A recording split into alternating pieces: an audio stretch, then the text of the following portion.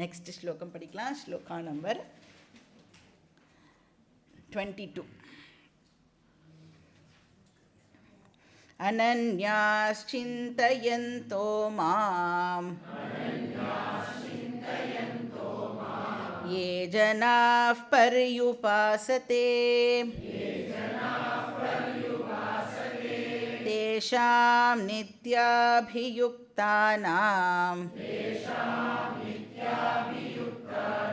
योगक्षेमं वहाम्यहम्. So முன்னாடி ஸ்லோகங்கள் சகாம பக்தர்களை பற்றி சொன்னார் இல்லையா, ஆர் மந்த பக்தாஸ்ன்னு எடுத்துக்கலாம்.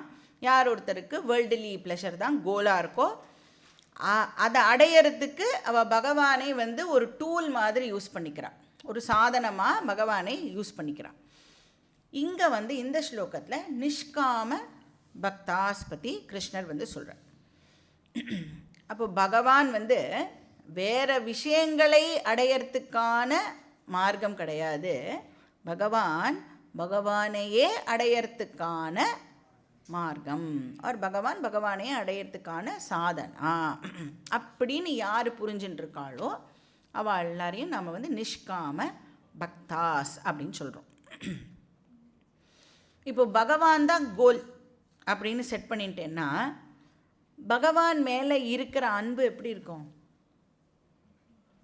அதில் ஏதாவது அக்கறை இல்லாத அன்பாக இருக்குமானா டெஃபினட்டாக இருக்காது. ஏன்னா அதுதான் என்னுடைய கோலே, நான் அதை தான் அடையணும் அப்படின்னு என்னோடய கோலாக நான் ஃபிக்ஸ் பண்ணிட்டு இருக்கிறதுனால இப்போது பகவான் மேலே நாம் செலுத்துகிற அன்பு ரொம்ப ரொம்ப பியூராக இருக்கும், ரொம்ப ரொம்ப உயர்ந்த ஒரு விஷயமாக இருக்கும். ஏன்னா நம்மளோட மைண்டோடைய டிசைனே அப்படி தான் இருக்குது. எதை நாம் கோலாக அடையணும்னு ஃபிக்ஸ் பண்ணிக்கிறோமோ அதை அவ்வளோ வேல்யூ பண்ணுவோம் நம்ம. அப்போது கோலாக ஃபிக்ஸ் பண்ணிக்கணும்னா அகெயின் அதுக்கு முன்னாடி அதோட வேல்யூ எனக்கு தெரிஞ்சும் இருக்கணும். அப்போ அடையிற வரைக்கும் அந்த வேல்யூவை நான் அப்படியே போற்றி பாதுகாத்து கண்டினியூ பண்ணுவேன். எப்படி ட்ரெயினில் போகும்பொழுது அந்த டெஸ்டினேஷன் ஒரு இடம் தானே இறங்கணும், அது ஆல் த டைம் நம்மளோட மைண்டில் இருந்துகிட்டே தானே இருக்கும். நடுவில் எத்தனையோ ஸ்டேஷன்ஸ் வந்தாலும் போக வேண்டிய இடம்னு ஒன்று தான் இல்லையா? அது மாதிரி பகவானை இப்போ நாம் எதுக்கு யூஸ் பண்ணுறோம் அப்படின்னா பகவானை அடையிறதுக்காகவே, அவன் அருளாலே அவன் தாழ் வணங்கி. ஸோ அதை தான் இங்கே பகவான் சொல்கிறார். ஸோ ஜிக்ஞாசு பக்தாஸ் அப்படின்னு சொல்லலாம். வேதாந்திக் லாங்குவேஜில் ஜிக்ஞாசு பக்தாஸ் ஒரு தீவிர முமுக்ஷுத்வம் இருக்கிற ஒரு பர்சன் அப்படின்னும் சொல்லலாம். ஸோ புராண லாங்குவேஜில் தான் பகவானை அடையிறதுன்னு சொல்கிறோம், வேதாந்தத்தில் அதை தான் நாம் மோக்ஷம் அடையிறது அப்படின்னு சொல்கிறோம்.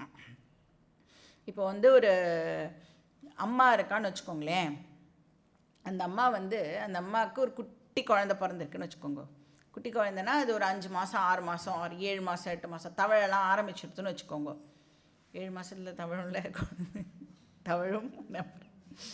அந்த குழந்தைய இப்போ அம்மா எப்படி பார்த்துப்பா? டெஃபினட்டாக அந்த குழந்தை மேலே எல்லா கண்ணும் அந்த குழந்தை மேலே தான் இருக்கும். அதுக்காக அந்த அம்மா சாப்பிட மாட்டா, தூங்க மாட்டா, எதுவும் வேலையுமே பண்ண மாட்டாளா அப்படின்னா எல்லா வேலையும் பண்ணுவாள். ஆனால் எந்த வேலை பண்ணுறதா இருந்தாலும் குழந்தை மேலே ஒரு கண்ணு இருக்கும்ல, அந்த மாதிரி தான் நிஷ்காம பக்தர்கள் எல்லா வேலையும் பண்ணுவாள். சகாம பக்தர்கள் என்ன வேலை பண்ணுறாளோ எல்லா வேலையும் பண்ணுவாள். ஆனால் பேக் ஆஃப் த மைண்டில் என்ன ஓடின்னு இருக்கும் அப்படின்னா மோக்ஷம்தான் என்னுடைய கோல், பகவானை அடையிறது தான் என்னுடைய கோல் அப்படிங்கிறது ஆல் த டைம் இருந்துகிட்டே இருக்கும். ஸோ அதுக்கு பேர் அனன்ய பக்தி அப்படின்னு பேர். அப்போ பகவான் என்னுடைய கோல் ஆயிட்டார் அப்படின்னு சொன்னால் நான் பண்ணுற மற்ற ஆக்டிவிட்டீஸ்லாம் இருக்குல்ல அது எல்லாமே எனக்கு செகண்டரியாக ஆகிடும். ஏன்னா அதெல்லாமே எதுக்கு பண்ணுறேன்? நான் ஒரு வேலை பண்ணுறேன்ல, அது மூலமாக எனக்கு ஒரு ரிசல்ட் வரப்போகிறதில்ல, அந்த ரிசல்ட்டுக்காகவே நான் அந்த வேலையை பண்ணலை. என்னுடைய எய்மே பகவானை அடையிறது. அதனால நான் பண்ணுற எல்லா ஆக்டிவிட்டீஸும் எப்படி ஆகிடும் அப்படின்னா செகண்டரியாக ஆகிடும். ப்ரைமரியாக நான் எதை ஃபிக்ஸ் பண்ணி வச்சுட்டுருப்பேன் அப்படின்னா பகவானை அடையிறது தான் என்னுடைய ப்ரைமரி கோல்.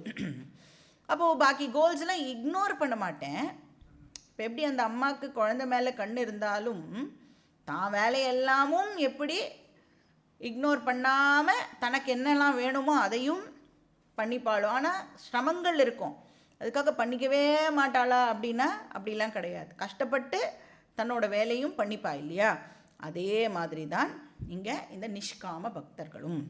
அப்போ பகவான் மேலே அனன்ய பக்தி நமக்கு இருந்தது அப்படின்னா நம்ம ஃபேமிலியை இக்னோர் பண்ணிவிடுவோமா? நிறைய பேர் ஏன் வேதாந்தம் படிக்க வர மாட்டேங்கிறா? என்ன ஒரு ராங் ஐடியா வச்சுட்டுருக்கா? வேதாந்தம் படிக்க வந்தால் ஃபேமிலியெல்லாம் விட்டுடுவா. வேதாந்தம் படிக்க வந்தால் தான் ஃபேமிலியை எப்படி பார்த்துக்கணும், எப்படி ஃபேமிலியை விட்டுட்டு வரக்கூடாது, அது எல்லாம் இங்கே வந்தால் தான் நம்மளால் கற்றுக்கவே முடியும். எல்லாமே முன்னாடியே டிசைட் பண்ணிவிடுவோம். இதுனா இது, இங்கே நம்ம போகக்கூடாது, அதுனா அது அப்படின்னு எல்லாமே ஒரு ராங் ஐடியாவை வச்சுட்டு அந்த ராங் ஐடியாவை உடைக்கிறதுக்கே நிறைய புண்ணியத்தை நாம் செலவழிக்க வேண்டியதாக இருக்குது. அதுக்கு புண்ணியத்தை செலவழித்து இந்த மாதிரி ஒரு விஷயம் இருக்குதுன்னு கண்டுபிடிச்சி சரி இங்கே வந்து சரி ஏதோ ஒரு 4-5 கிளாஸ் அட்டன் பண்ணால் புரிஞ்சிடுமான்னு பார்த்தா அது போகிறது 15 வருஷம் 20 வருஷம். இப்போ அவ்வளோ ஆப்ஸ்டக்கிள்ஸ் நம்மக்கிட்ட இருந்தால் இப்போ அவ்வளோ புண்ணியத்தை நாம் செலவழிக்க வேண்டியதாக இருக்குது. அப்போ புண்ணியத்தை செலவழிக்கணுன்னா புண்ணியம் நம்மக்கிட்ட சேரணும்ல. அது எப்படி சேருறது? கிளாஸ் கேட்குறது மூலமாகவே நம்மளுக்கு புண்ணியமும் சேருறது, கிளாஸ் கேட்குறது மூலமாகவே புண்ணியமும் செலவழிகிறது, கிளாஸ் கேட்குறது மூலமாகவே ஞானமும் நமக்கு ஏற்படுறது. ஸோ பகவான் மேலே நமக்கு அனன்ய பக்தியானது இருக்கணும். அப்போ எந்த மற்ற கோல்ஸ்லாம் இருக்குல்ல அதெல்லாம் என்னுடைய மைண்டை ஆக்குப்பை பண்ணாமல் பகவானை அடையிறது தான் என்னுடைய மெயின் கோல் அப்படின்னு இருந்ததுன்னா அதுக்கு பேர் அனன்ய பக்தி. அனன்ய அந்நிய இல்லாத அப்படின்னு அர்த்தம். ஜனாஹா அப்படின்னா இந்த இடத்துல நிஷ்காம பக்தாஹா ஜிக்ஞாசு பக்தாஹா என்ன பண்ணுறாளாம்? மாம் பர்யுபாசதே. பகவான் சொல்கிறார், கிருஷ்ணர் சொல்கிறார் இல்லையா, மாம்னா என்னை அவள் எல்லாரும் வந்து வழிபடுறா. அப்போது என்னையே அடையணும் அப்படின்னு சொல்லி ஒருத்தன் பாக்கி அவன் பண்ணுற வேலை எல்லாத்தையும் செகண்டரியாக வச்சுட்டு என்னை அடையணும்னு ஒருத்தன் வந்து ஃபிக்ஸ் பண்ணிட்டு என்னை வந்து வழிபடுறான்னு சொன்னால் அப்போ அவனுக்கு நான் என்ன ரிட்டர்னில் கொடுப்பேன்? அதை தான் பகவான் இங்கே சொல்கிறார். என்ன கொடுப்பேன் நான் அவனுக்கு அப்படின்னா அவனுடைய மொத்த ஃபேமிலியும் நான் பார்த்துப்பேன்னு சொல்கிறேன். யோகக்ஷேமம் மகாமியகம். அவனோட ஃபேமிலி, சில்ட்ரன், கிராண்டு சில்ட்ரன், என்னெல்லாம் உனக்கு ரிலேட்டிவ்ஸ் இருக்கோ யாரெல்லாம் நீ வந்து, அதுவும் நம்ம என்ன நினச்சிக்கிறோம் அப்படின்னா என் குடும்பத்தையும் நான் தான் தாங்குகிறேன், அப்புறம் யாராவது ஒருத்தர் 2 பேர் நம்மளை வந்து ஒரு முக்கியமான பர்சனாக கன்சிடர் பண்ணி ஒரு இம்பார்ட்டண்ட் டெசிஷன்ஸ் எல்லாம் கேட்குறான்னு வச்சுக்கோங்க, உடனே என்ன நினச்சிடணும், அவா குடும்பத்தையும் நான் தான் தாங்குறேன்.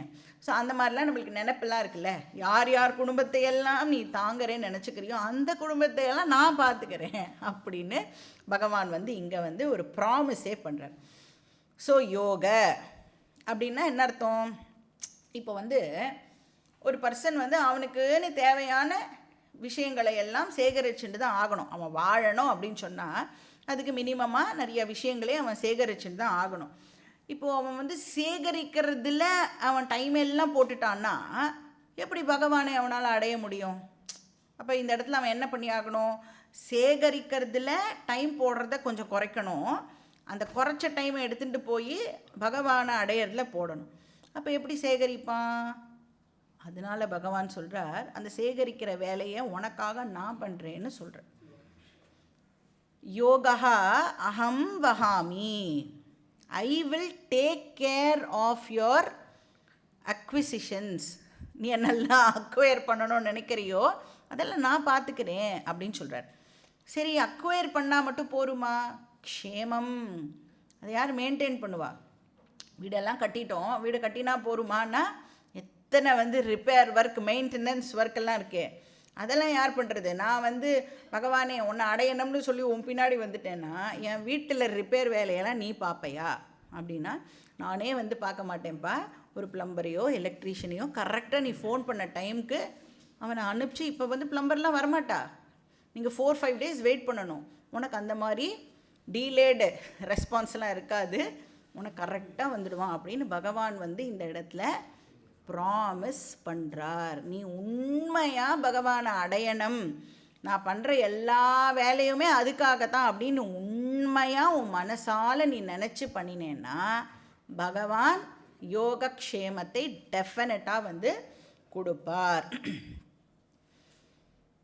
ஸோ அதனால் வந்து நம்ம தான் வந்து கொஞ்சம் பகவானை நம்பணும், கொஞ்சமாவது. யாரெல்லாமோ நம்புகிறோம்ல வாழ்க்கையில், எத்தனையோ பேரை நம்பி ஏமாந்து போகிறோம்ல.